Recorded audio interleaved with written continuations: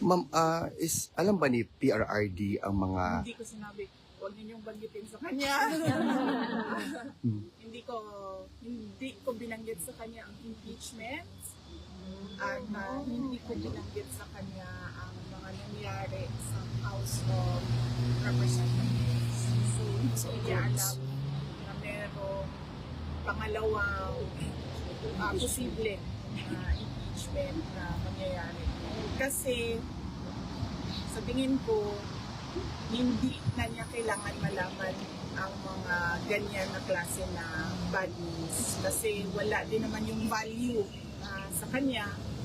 Nandoon naman siya sa loob. Ang mangyayari lang doon ay mag-iisip siya tapos mag-overthink siya lang mag-isa.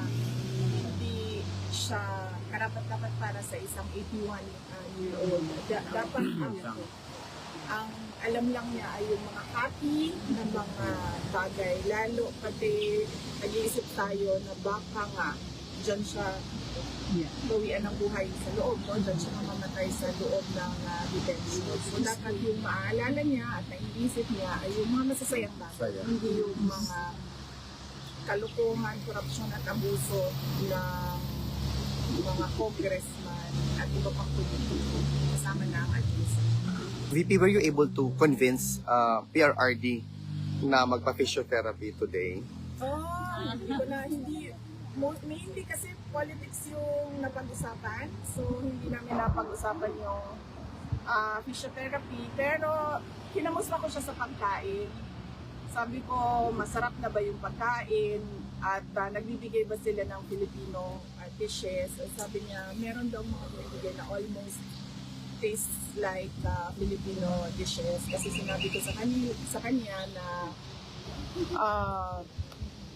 right niya yun as a detainee, ang culturally appropriate food. And then he said na, meron naman na parang lasang Filipino dish. And then sabi niya, huwag na kayong mag-alala. Kasi sabi niya, nakain ko na lahat ng gusto kong kainin. At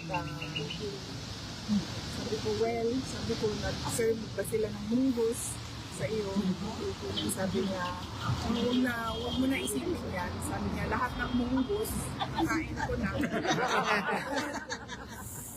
And then he said na, hindi ko na lang nakain na munggus ay yung munggus, the hayop, the animal. Sinabi ko naman sa kanya, sabi ko, I don't think kinakain yun. And then he said na, pag sa Pilipino, pwedeng kainin yun.